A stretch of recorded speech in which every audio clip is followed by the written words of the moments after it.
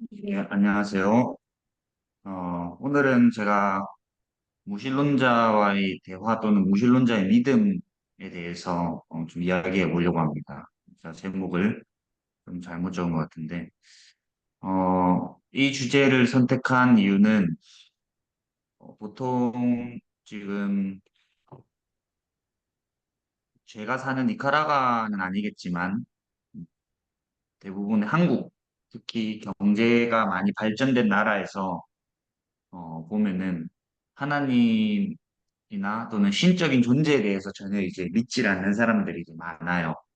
그러다 보니까 그런 사람들이랑 처음 대화를 시작할 때 바로 예수님 이야기를 할 수가 없고 뭐부터 해야 되냐면은 신이 있냐 없냐 거기서부터 시작을 해야 보면 신이 있다면은 신은 몇 명인가? 신이 있다면 창조주가 있다면은 왜 이 세상을 만들었나? 왜 사람을 만들었나? 이게 돼야 되는데 이제 그 시작점 자체를 안 믿는 사람들이 이제 굉장히 많다는 거죠. 그래서 그런 부분에서 제가 찾아보고 또는 들어보고 유튜브라든지 아니면 자료를 찾아봤을 때, 그나마 좀 합리적으로 설명할 수 있겠다. 그렇게 생각되는 부분들을 좀 정리해 봤습니다.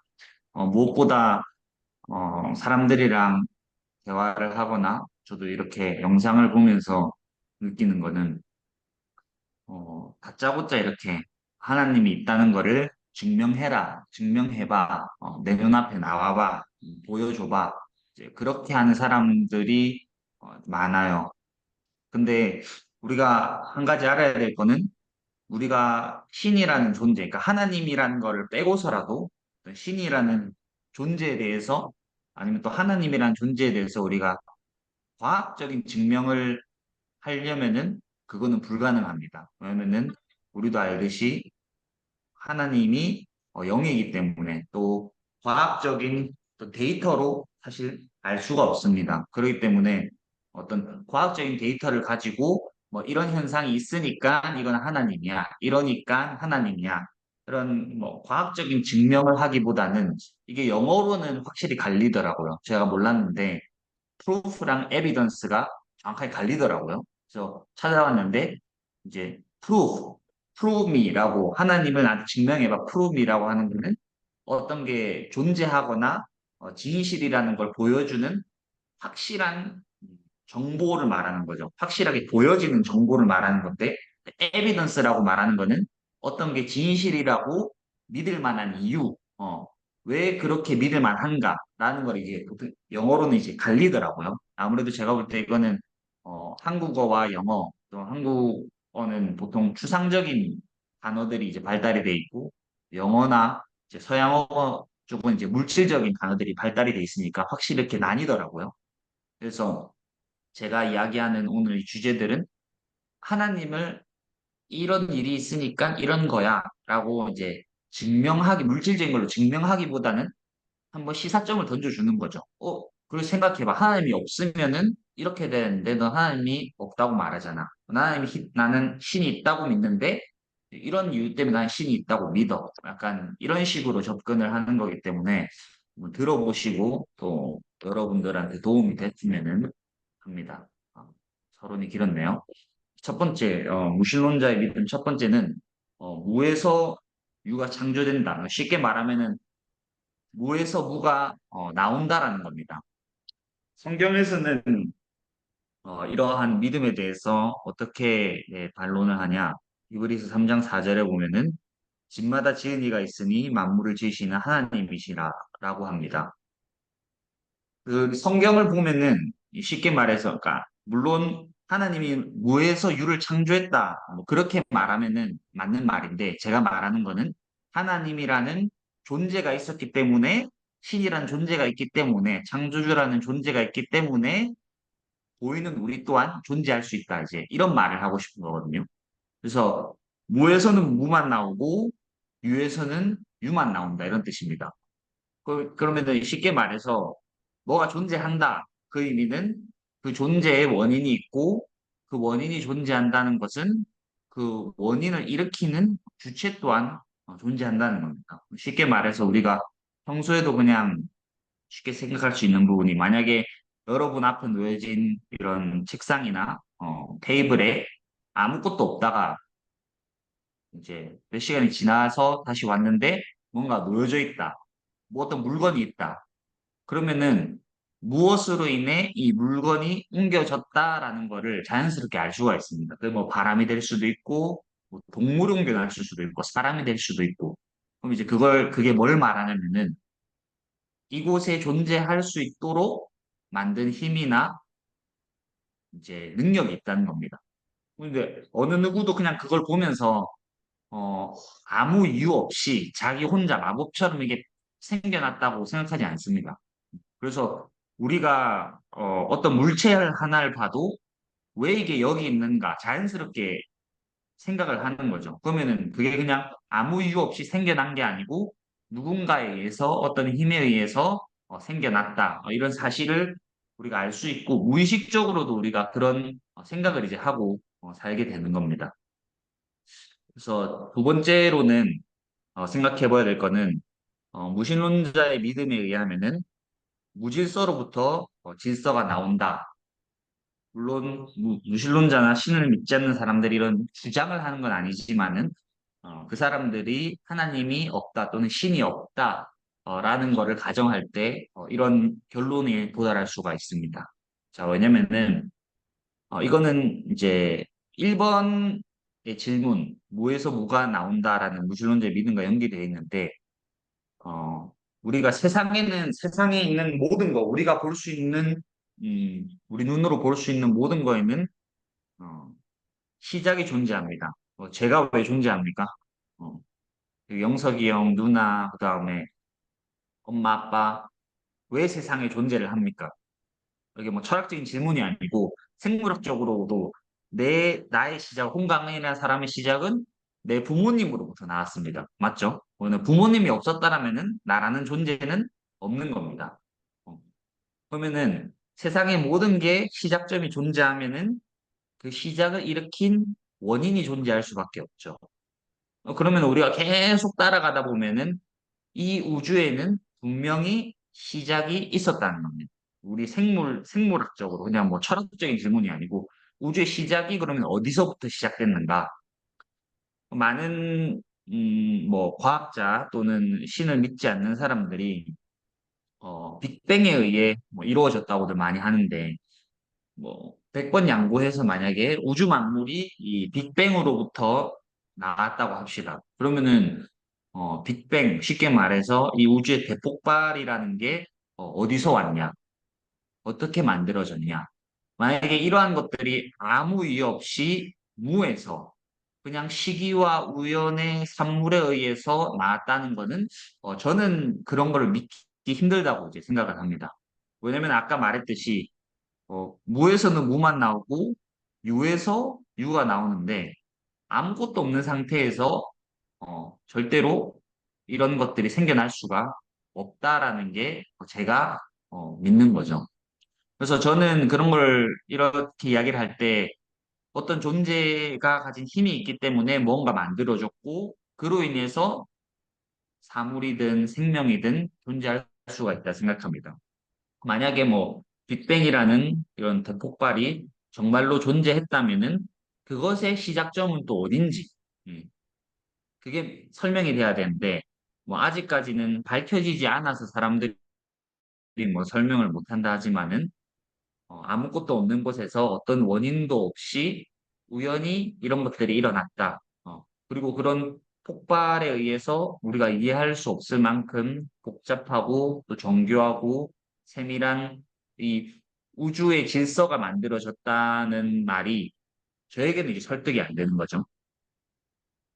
뭐 쉽게 예를 들어서라도 내가 지금 쓰고 있는 모든 전자기기, 노트북이 될 수도 있고 시계도 될 수도 있는데 이런 모든 것들이 아무 설계 없이 조립 없이 지적인 설계 없이 그냥 갑자기 나타났다.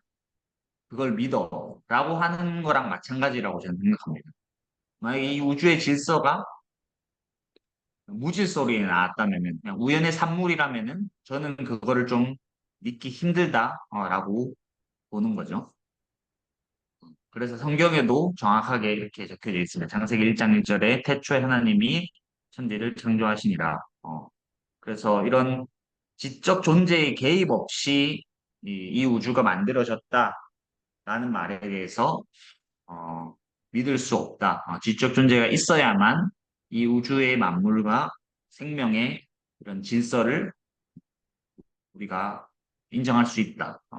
라고 봅니다.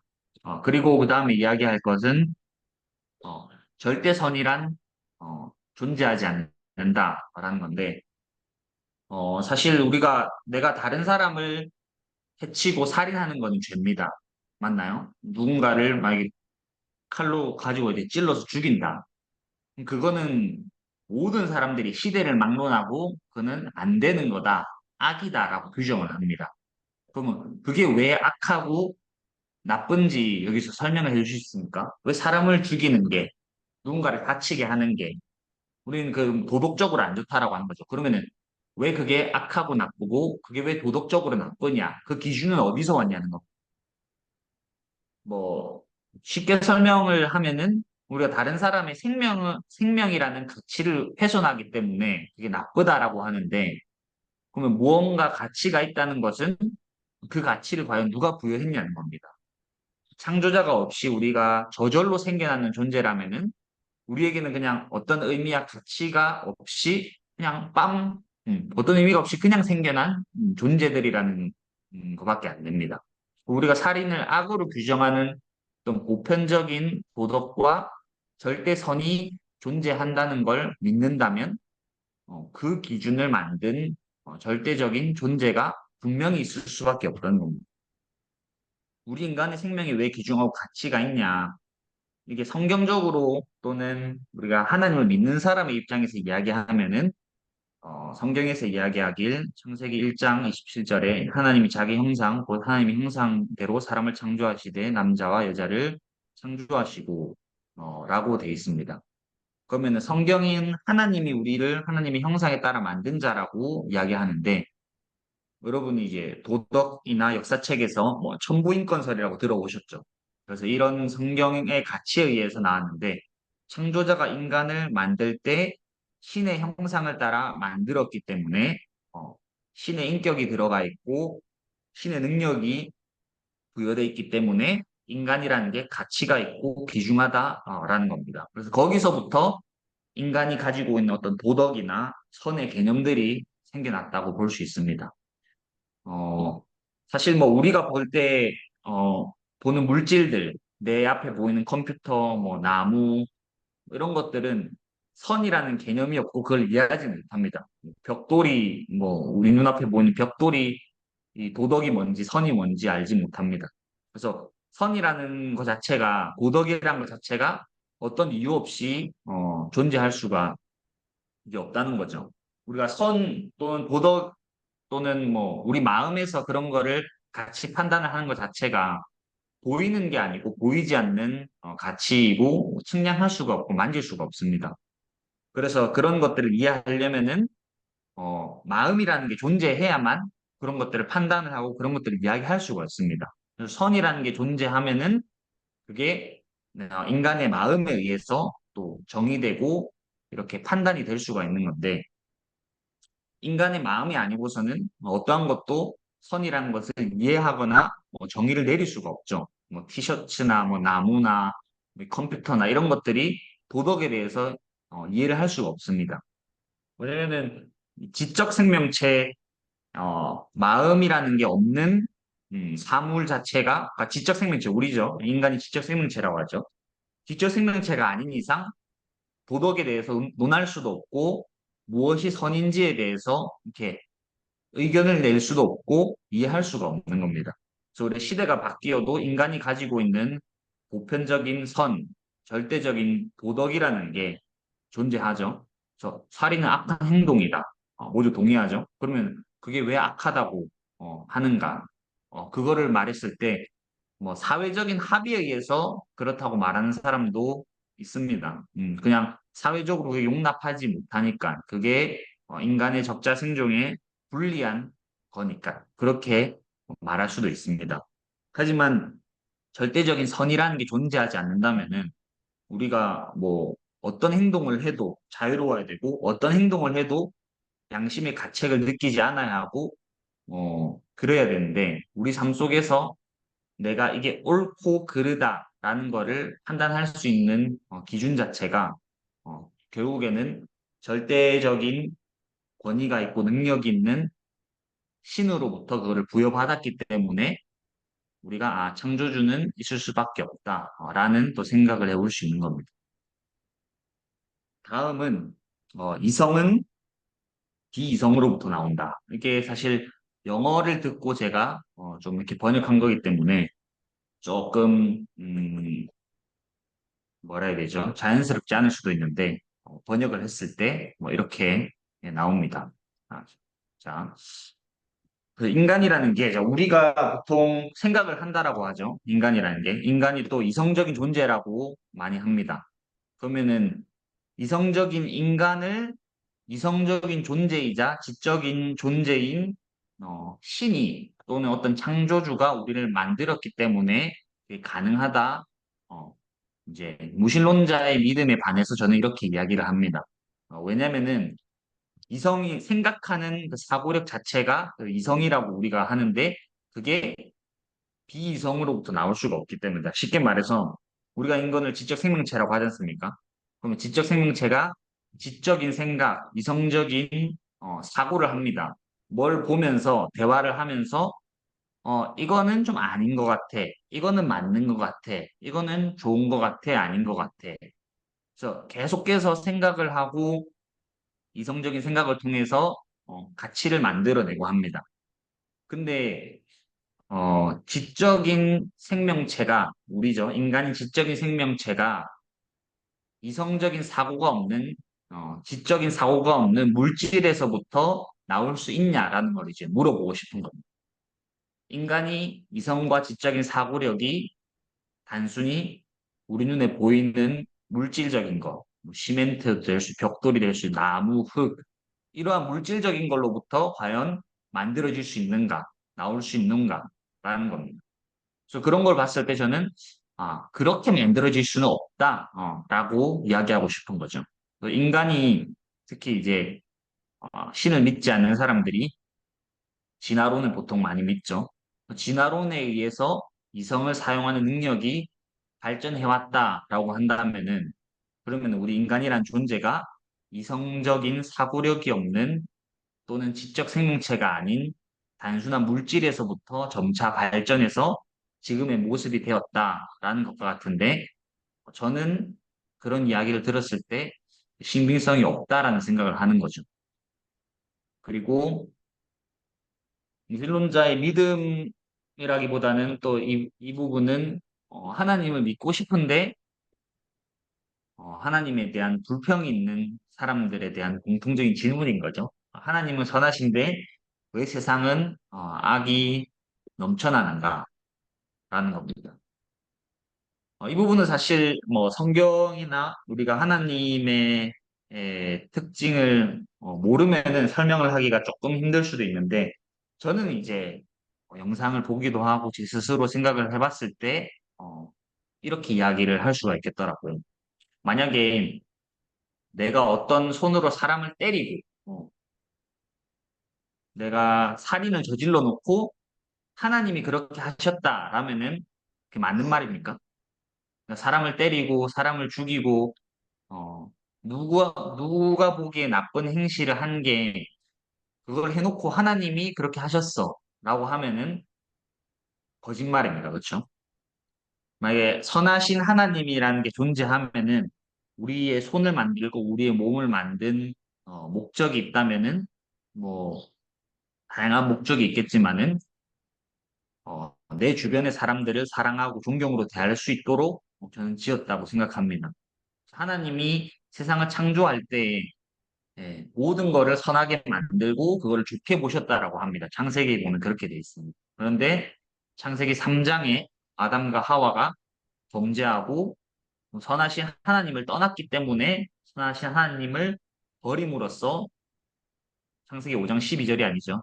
로마서 5장 12절인데 한 사람으로 말미암아 세상의 죄가 들어왔다라고 하는 겁니다. 그래서 우리가 어 이거는 우리가 교회를 다니면서도 좀 배울 수 있는 거지만은 보통 어둠을 뭐라고 정의를 내립니까? 우리가 어둠을 다양하게 정의를 내릴 수 있지만은 쉽게 말해서는 빛의 부재라고 배웁니다. 그렇죠? 성경은 여러 곳에서 하나님 또는 하나님의 말씀 또 예수님을 빛이라고 이렇게 묘사를 하고 그렇게 성경에 적혀져 있습니다. 하나님을 만약에 알고 하나님과 가까이 할 때는 자연스럽게 이제 어둠이 사라지게 되는데 그러면은 그거를 세상에 왜 악이 있냐라는 것을 설명해야 된다 하면은 저는 세상에 악이 있는 것은 하나님이 그 악을 창조한 것이 아니라 하나님을 모르는 사람 또는 하나님을 떠난 사람들이 뭐 빛이 부재한 것과 같이 어둠에 있기 때문에 그냥 그런 사람은 자연스럽게 악이 나올 수밖에 없다는 겁니다. 그러니까 한 사람이 인간이 만약에 하나님과 가까워지고 하나님과 관계를 맺는다면은 그 사람은 자연스럽게 악으로부터 멀어질 수밖에 없는데 하나님을 모르고 하나님의 창조의 목적과 반대되어 있는 사람들은 자연스럽게 그 사람의 삶 속에서 또는 세상에 악이 나올 수밖에 없다라고 성경을 통해서 저는 좀 설명을 할 수 있지 않을까. 네, 그렇습니다.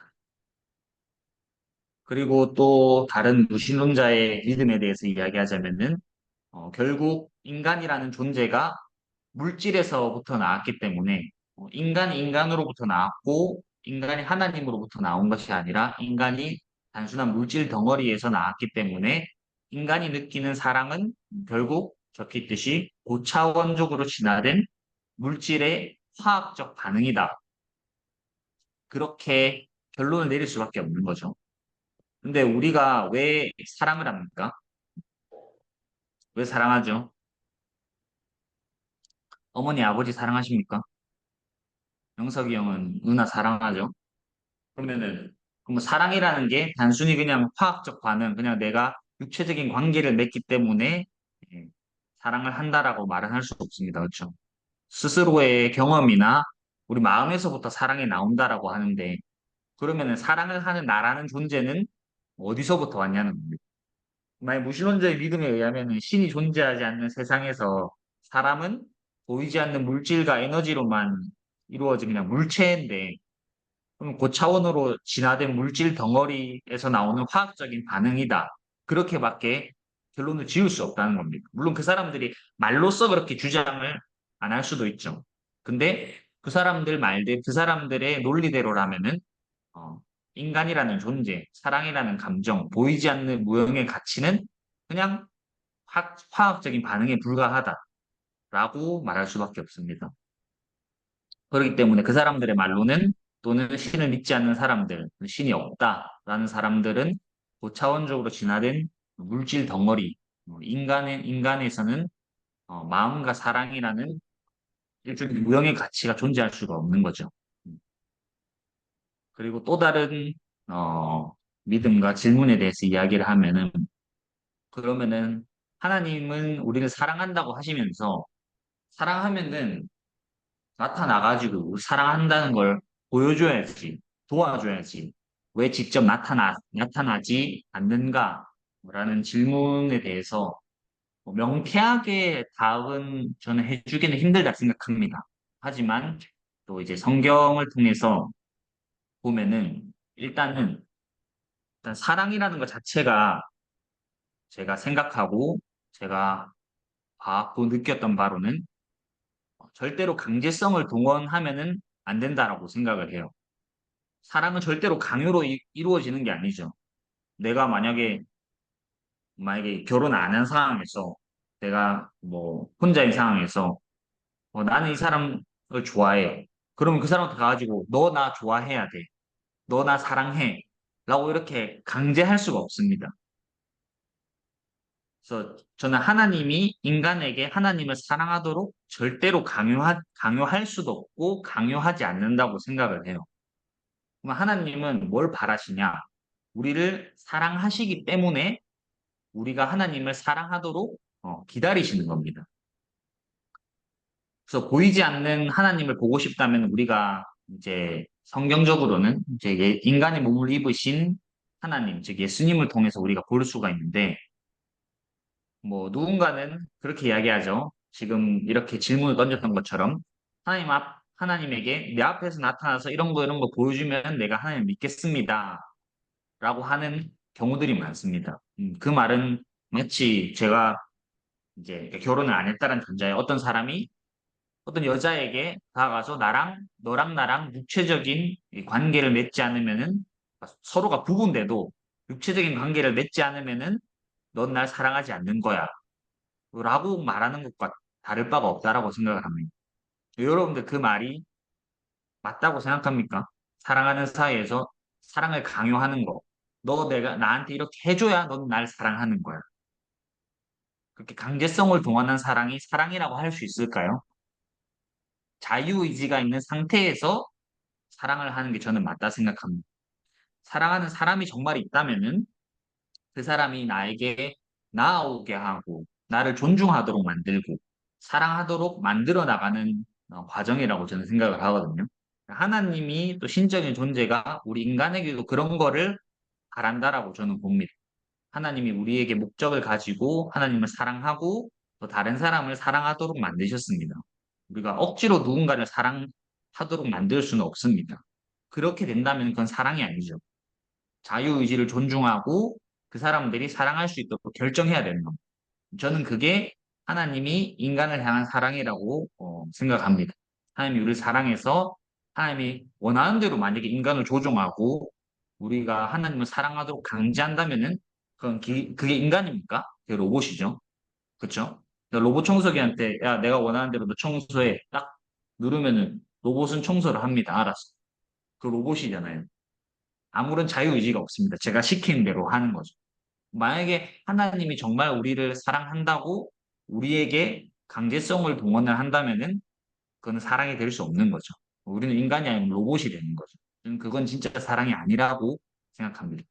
그래서 만약에 우리가 하나님을 알아간다면은 하나님을 점점 알면서 하나님과의 진정한 관계를 회복할 수가 있고 하나님의 사랑을 느끼고 그러면은 우리 인생에서 또 하나님이 허락하신 진짜 사랑을 실천할 수 있다고 저는 생각을 합니다. 네. 제가 오늘 준비한 발표는 여기까지고요. 어, 제가 이런 것들을 뭐 준비하기보다는 뭐 이렇게 뭐 책을 보고 준비했거나 어떤 자료를 보고 준비한 것까지는 아닌데 사실 생각을 한 부분이에요. 내가 사람들과 신을 아예 믿지 않는 사람들과 어떻게 대화를 시작을 할 수 있을까?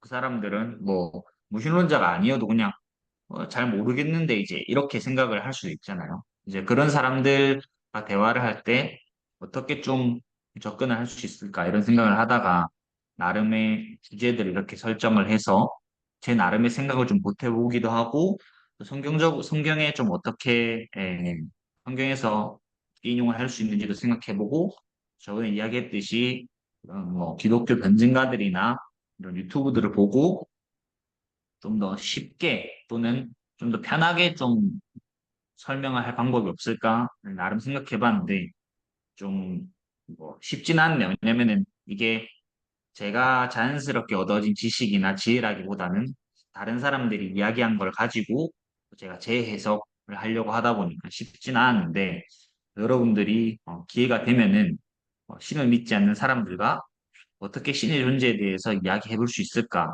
또 고민하고 또 전도를 할 때 한번 이런 주제를 가지고 이야기해 보셨으면 좋겠습니다. 이상입니다.